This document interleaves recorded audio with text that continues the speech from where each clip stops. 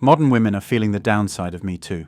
If I was a man, and I'm not a man, but if I was a man, I wouldn't hire a woman. I wouldn't do it. And I say it all the time, and I say that, and that is something that women need to consider when they're talking about this stuff. When you are saying that a man complimenting you and saying, I really like your outfit today, is a form of sexism.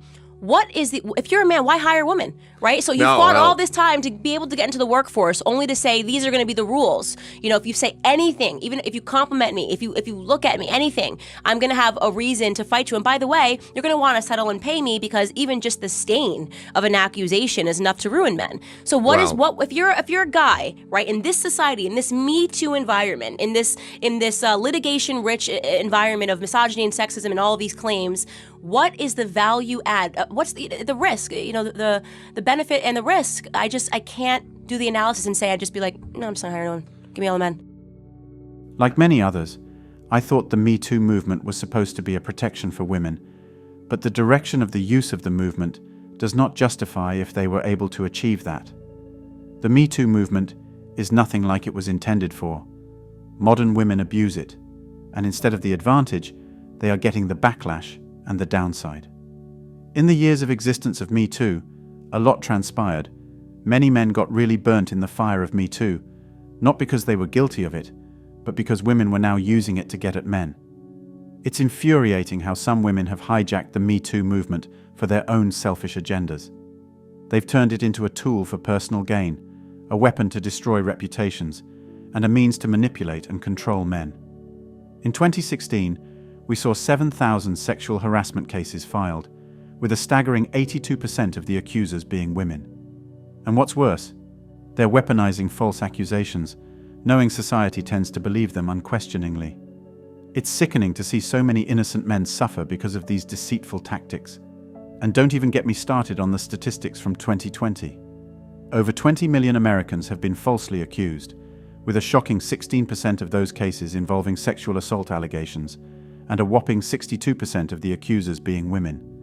It's time to call out this injustice and hold these manipulative women accountable for the devastation they've caused.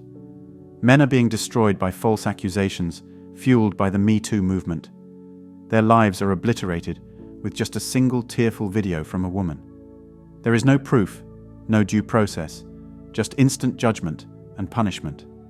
It's a sickening abuse of power, where a woman's tears outweigh a man's innocence. Sure, some women have gained from this twisted game. They've ousted co-workers they despised, made a quick buck, and claimed victory. But as Newton famously said, every action has an equal and opposite reaction. Now these modern women who wield Me Too as a weapon are facing the repercussions. It's absurd because they're losing the very thing they fought for, equality. They've become victims of their own devices, trapped in a cycle of despair and powerlessness.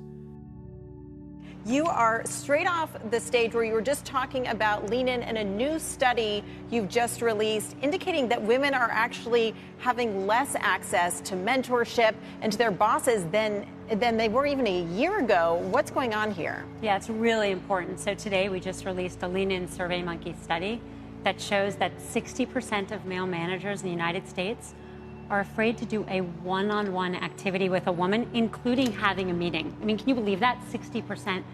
A senior man is 9 times more likely to hesitate to travel with a woman and 6 times more likely to hesitate to have a dinner with a woman. And the problem with that is women already weren't getting the same mentorship that men were, particularly women of color. And no one's ever gotten a promotion without getting a one-on-one meeting. And so I think men and women need to be able to travel together. They need to be able to go to meetings together, go to meals together. All of that can be done in public spaces. But those one-on-one conversations, and if there's a man out there who doesn't want to have work dinners with a woman, then he shouldn't have work dinners with a man. You know, group lunches for everyone, if that's how they feel. It seems like the movements of the past year or so, the Time's Up movement, Me Too, have actually had real negative implications for many women in the workplace. What's your message to corporate America about this? So I don't believe they've had negative implications. I believe they're overwhelmingly positive because half of women have been sexually harassed. But the thing is, it's not enough. It's enraging to see the backlash modern women have brought upon themselves with the Me Too movement, especially in the corporate world. Companies and hiring managers are now hesitant to hire women, and if given the chance, they would outright stop hiring them. Why? because women have sabotaged their own opportunities with this movement. Businesses are suffering because the most productive employees, men, are under constant threat. The Me2 movement has made it nearly impossible for companies to operate smoothly. Women are more focused on making creeps accountable and ridding the world of sexual perverts than actually doing their jobs. This obsessive vendetta is crippling businesses and stunting growth. Men are now avoiding contact with women in the workplace, killing teamwork and productivity. Top male executives are refusing to have women as subordinates, secretaries, travel partners, or in any close working roles. It's gotten so bad that 60% of male managers avoid one-on-one interactions or offering mentorship to women because they don't want to risk their careers. The very environment that women wanted to use to promote equality and reduction in wage gap has become toxic thanks to this destructive misuse of Me Too. It's a tragic irony that women, in their quest to purge the workplace of genuine harassment, have created an atmosphere of distrust and fear that ultimately undermines their own professional prospects. This is what a guy said: "For better or for worse, I won't take meetings with a woman without somebody else present. It's self-preservation. I have no desire to do anything at work besides work, but all it takes is one crazy person to ruin your life completely. I don't avoid women, and I don't think that it is cutting into opportunities. Less impromptu meetings is the extent of it." Have you ever seen those videos, and I'm going to speak to New York City, I come from New York City. Have you ever seen those videos that pop up from the subway where you'll see a woman being harassed on the subway by I don't know who, and there's a bunch of guys just sitting there watching and they don't do anything about it? Yeah. What do you think is causing that trend, particularly in cities like New York City and Los Angeles, among men? I think this whole teaching boys that they're equal to women and women that they're equal to boys doesn't help. I think that men, by and large, and this, if any man hears this and isn't just upset, I don't know what you are then, because men are just weaker than we were before. Statistically speaking, when it comes to sperm count is down in men 60%. When it comes to testosterone, me as a 27-year-old man, I'm gonna have 36% less testosterone than a man in 1980. What is it, 1989? Why is so that? Men have been, because they're putting plastic in the ranch. I don't know. Yeah. Like, like we're eating fast food. He's not wrong. We're overly stressed. This is true. Another downside of Me Too is that men are now refusing to help women, and it's all because of the disgusting misuse of the Me Too movement. Some women have sunk so low as to accuse the very men who offered them help of sexual assault and rape. How outrageous is that? You see men steering clear of women in bars and clubs because too many have ended up in jail simply for helping them. Imagine this. You help a stranded or tipsy woman get home or offer her a ride. Then, days later, you get a call from wherever summoning you for interrogation because you've been accused of sexual assault. It's that same helpless woman you helped, now claiming you took advantage of her because she was desperate or drunk. How outrageous is that? Even Uber drivers who have done nothing but offer assistance are falling victim to these false accusations. It's a sickening betrayal, turning good deeds into nightmares. Men are now terrified to help women in need, fearing that their kindness will be twisted into accusations. The very act of offering help has become a gamble with devastating stakes, where the reward for decency is suspicion, interrogation, and potentially a ruined life. Now, men are forced to ignore women who are literally wasting away in the streets just to avoid getting into trouble. It's a tragic reality that men are now minding their own businesses and walking away from women in need because of the fear of false accusations.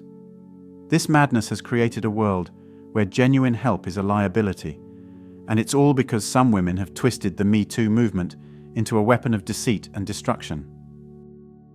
Back in the days, most of the time, you would wait for someone to make the first move. It might be on the first date, it might be the third date, whatever. It could be the man, it could be the woman. But now, all my friends have noticed that the man has stopped making the first move. All my girlfriends are like, they're waiting. It's the third date, fourth date, a week later.